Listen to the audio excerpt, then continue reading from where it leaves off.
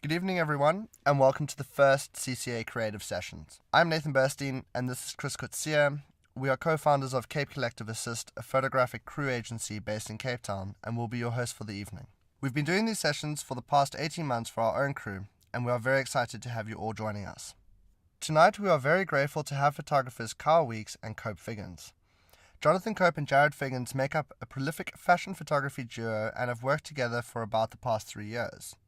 We will hear more about them a bit later on. First up is Kyle Weeks. He is a Namibian-born photographer, co-founder of CCA, and has recently produced a series of portraits of Namibian palm wine collectors. Please welcome to the stage Chris and Kyle.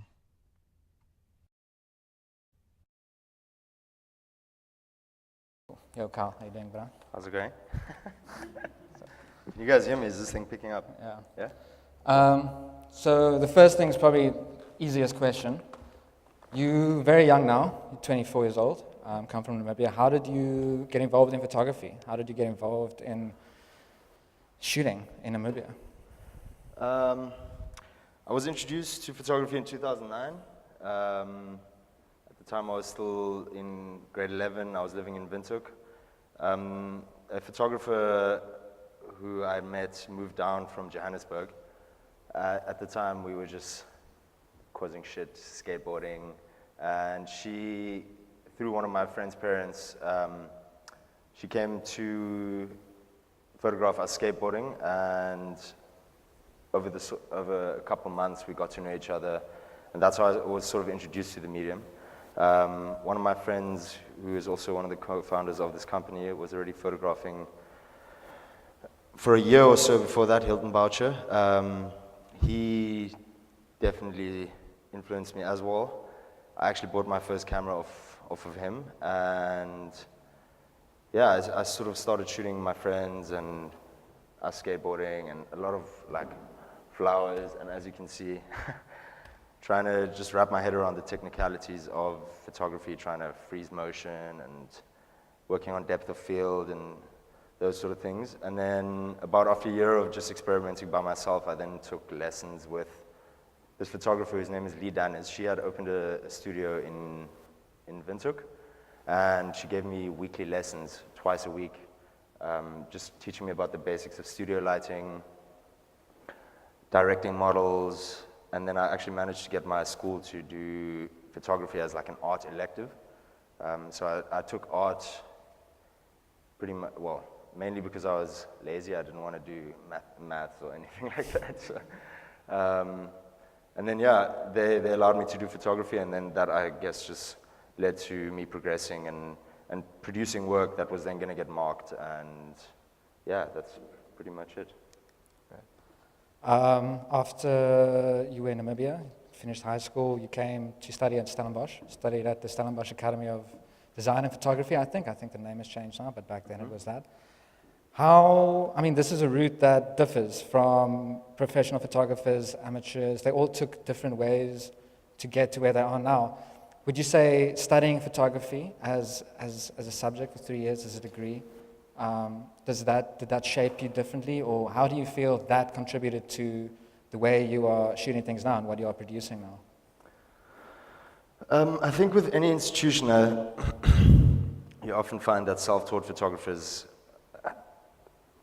find their own sort of style, and if you go and study at an institution, I think that the people who are teaching you are obviously, they have certain likes or dislikes, and those definitely influence you when you're studying there.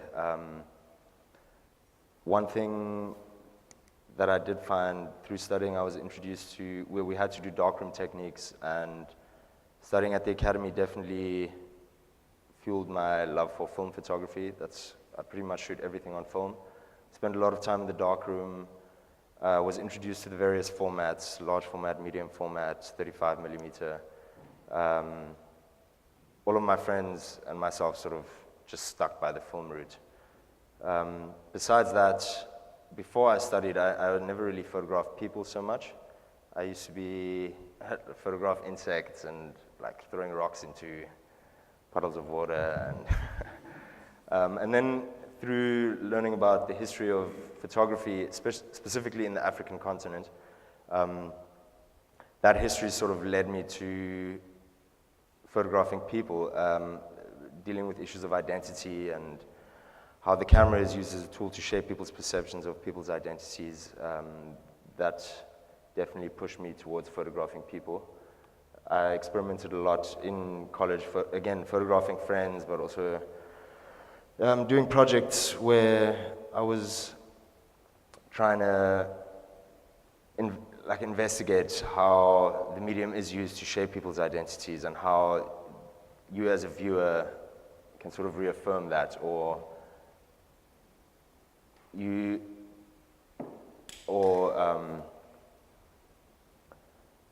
sorry, just blanking here. How you as the viewer then can see the image and either take what you see or use the surface of that image and then read into it in a different way, per se. That fits in nicely with the second question or the next one. So you say in photography school you were introduced to shooting a lot of different things, and you kind of felt that you were drawn to shooting people. Was that something that came naturally, would you say? Is it something that when you left photography school, when you had finished your degree, you're out into the world, now you're going to become a professional photographer, Did you know you were going into portraiture? Did you try a lot of different things? Were you steadfast in what you were going to do, or were you a little bit lost? I mean, we were definitely in the course, we were obviously given different briefs, and we were sort of forced to try different things, do portraiture, do still life, do like a fashion brief, do all kinds of things.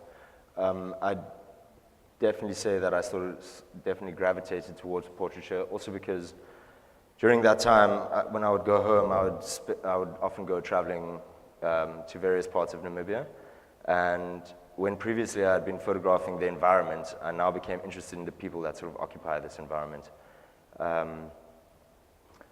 And yeah, I mean, I started, I know that's the next slide, but I started this project, the first project of mine, already during my studies. So having done that, I got a lot of feedback from specific lecturers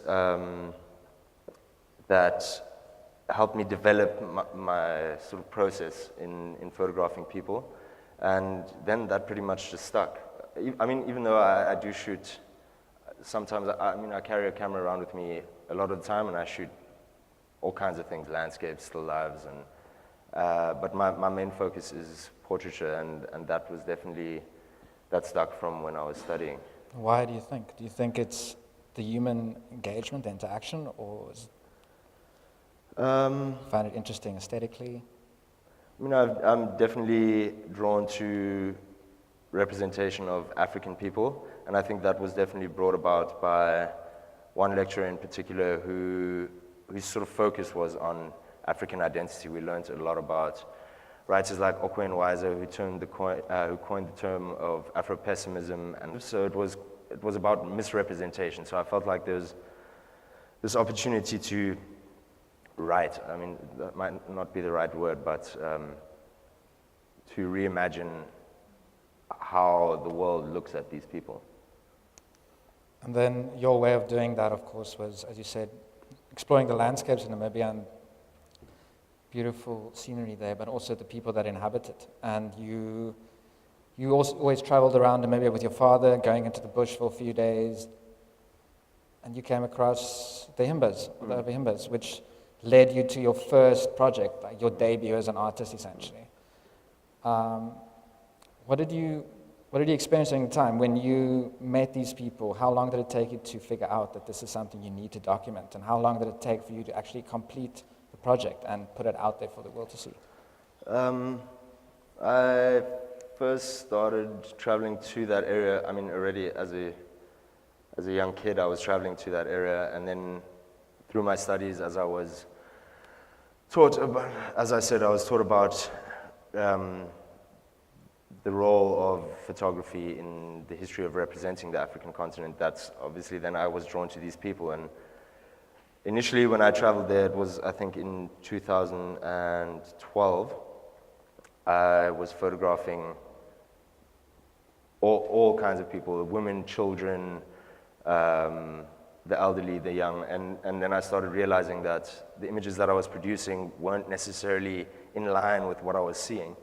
I did a lot of research on the representation of this specific culture. I mean, they are prolifically photographed. You see photographs of the Ovahimba. The thing about them is the fact that the Namibian government promotes them as a traditional and unchanging tribe in order to attract tourism.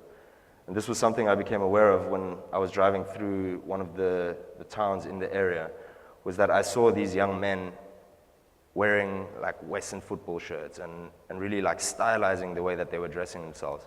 And I had like this moment where I'd realized that all the images that I had seen of them were not really the way that they were dressing or presenting themselves in reality. That's when I then decided to sort of hone in on the young men. That was done for specific reasons. Again, Young as in age specific? Or? yeah, so it was, the whole thing about this was the fact that my position as the photographer, I mean, I was born in Africa, but I'm of Western descent. So with portraiture, there's always this power play between the photographer and the subject. Historically, in ethnographic photography, that power play is definitely, it's one-sided in that the photographer takes full control in how these people are represented, because they're trying to depict them in a way that reaffirms certain stereotypes and like prejudicial views that the West has of the African continent. And that, my position as the photographer, was what I found quite interesting. And that's when I then decided that I wanted to produce a series in which these men could, sorry, I just want to see, why don't you go back one slide? Cheers. In which these men could represent themselves in a way that they would actually like to be seen. So it's not me traveling to this area, photographing them in a way that they have no idea, and then decontextualizing the images and showing them to a Western audience. The first image there is the very first portrait I ever took of a young Himba man. I had already been using a studio setup for that. And then, going back to your question, sorry, it was photographed over 4 years. That first black and white image was shot in 2012. And then I look back, obviously every time I come back to South Africa, I sort of look what I had been producing, and again, sitting down with my lecturers and building ideas and trying to sort of mitigate that power play between myself and them. So I decided to photograph only young men that were more or less the same age as me, between the ages of 18 and 26. And I hope that sort of created a heightened sense of relation between myself and them. I also always traveled with a translator because the language barrier made it quite difficult. I mean, they don't speak really a word of English. And the translator himself was also 22, 23 years old. And again, I hope that would make them feel more comfortable in me coming there, building up the studio, and putting a 6x7 camera down in front of them with a shutter release and designating 10 images to each of them and saying, okay, cool, this is for you now to literally play around and pose however you want to pose, you know? I gave them 1 day in advance. So the thing, why I actually focused on the young men, if you research images of, excuse me, of the Ovahimba, you hardly find any images of young men. It's all just women and children, and that's because, well, I mean, this is only my opinion, but I think it's because the women and children don't appropriate any forms of Western dress at all. So tourists who travel great distances from Europe or the States or wherever, they come to see this traditional unchanging culture, you know, and then I sort of thought like, hey, but why are these young guys never there? And then it sort of came to me that, well, these tourists, they don't want to photograph these men because they don't reaffirm that idea that they have of them already, you know, so they don't want to go home with images of them wearing Western football shirts. And that's how I then came to focus on them. How many men did you shoot? I photographed about 80 young men in total. And in the final series? I selected 30, and now that's been reduced down to 18 because one of the main sort of critiques that I had was that there was too many. Yeah, so it took me 4 years in total to finish that body of work. Sorry, go back too quickly. One more. So that one in the middle was the first ever self-portrait I took. Oh, well, they took of themselves, but shooting film, actually Ruan was with me on that trip, and we had some light issues, as you can see, so I really had to try and pull that image back. So I had to go back again. And then for the last 2 times that I traveled there, I sort of hit the nail on the head and managed to produce the series. Yeah.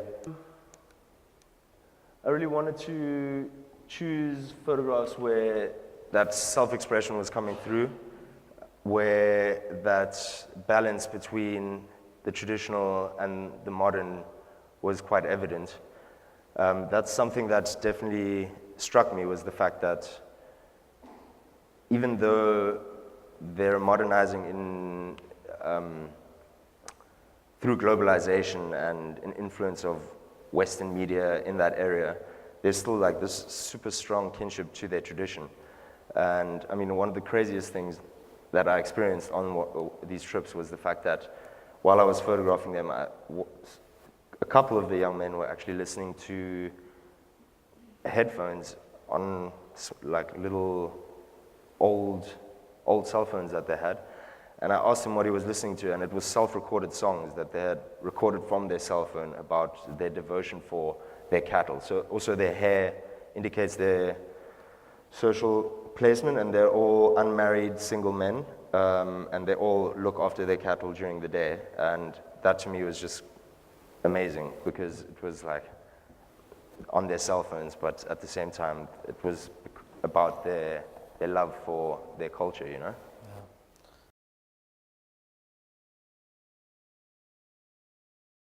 Thanks so much for coming, guys. Thanks for having us. Fashion photographers, just say something and see if they can hear you. I don't think it might. Oh, it is. Nice. Can you hear me? Oh, you Yeah. can. Yeah. Mine's perfectly positioned. I've heard that before. I'll just kick off with the first question that everyone asks you guys probably. Why 2? Why 2? Well, Why- look, I mean, how did it happen? you know, there's many reasons. I think originally it was a sort of it was convenience, but I mean, if you track forward to now, it's like Jared and I are hanging out at a function. We don't know anybody. We get to lean on each other. Yeah, I'm hanging with Jared. You know, it's great. But I mean, look, originally, of course, it was a sort of a pooling of resources. You know, Jared had access to a fantastic Large studio, yeah. because he was working with a really cool producer, and I had access to modeling agency because I used to be with the modeling agency. Which modeling agency? Yeah, no, it doesn't matter. Okay. I don't name drop. Did you make cash? Not enough. That's why I had to start. That's why I had to start doing photography. So you know, we could get access to models, and we could do test shoots.